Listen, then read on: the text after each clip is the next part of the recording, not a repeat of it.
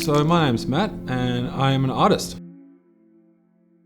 When I was young, I didn't really know what street art was. I just knew that I wanted to be an artist.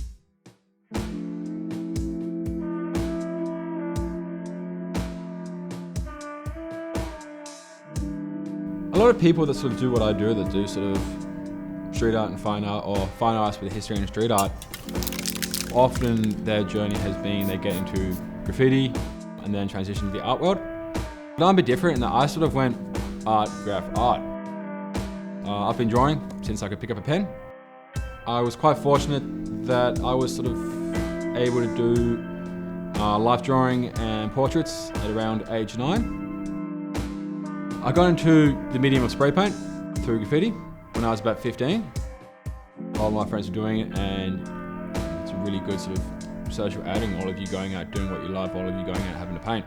As I developed, I sort of transitioned from letter stuff into some character work, and then from there I had to go at some realism. And in regards to sort of what I do for a living, I have 4 avenues of income. I do freehand workshops. So that's basically, I teach people how to use spray paint.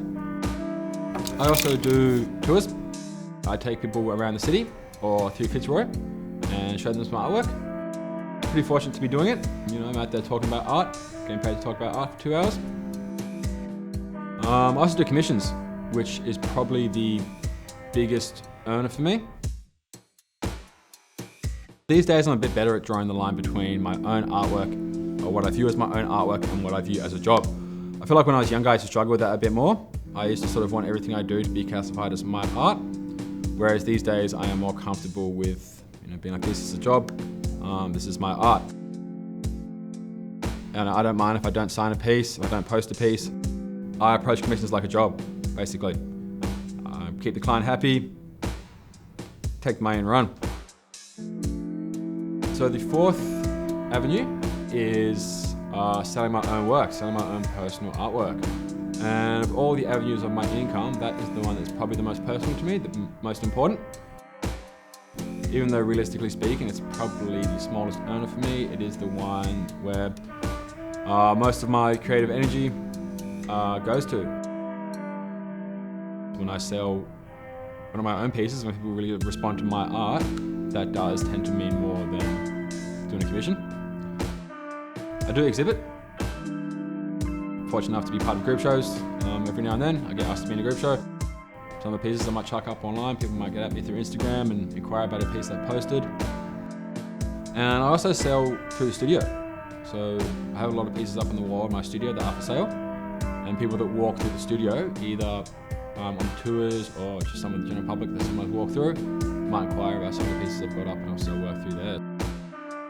Being an artist can often be quite an isolating experience, pretty solitary experience. You're by yourself for a long time, sort of working on your canvases. A lot of artists might work out of their garage or work out of the solo studio. I did work out of my garage for a long time before getting into Blender. I really feel like I'm part of the art world when I'm there, as opposed to if I was just working from my garage, you might only get that feeling of being part of the art world maybe when you're at an exhibition or at a show or something like that. But I certainly feel like I'm always part of the community. It's great for discussion. It's good to talk about your work.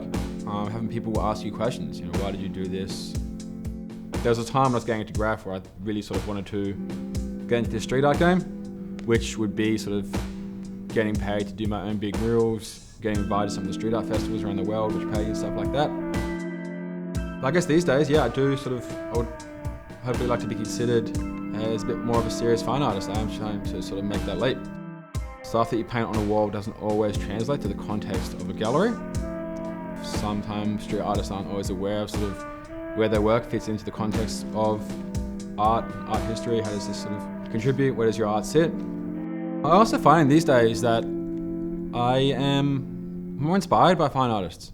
I guess when I was younger, I was certainly a lot more inspired by some of the guys that were doing some of the big murals, but these days I'm gravitating more and more to artists in the fine art world.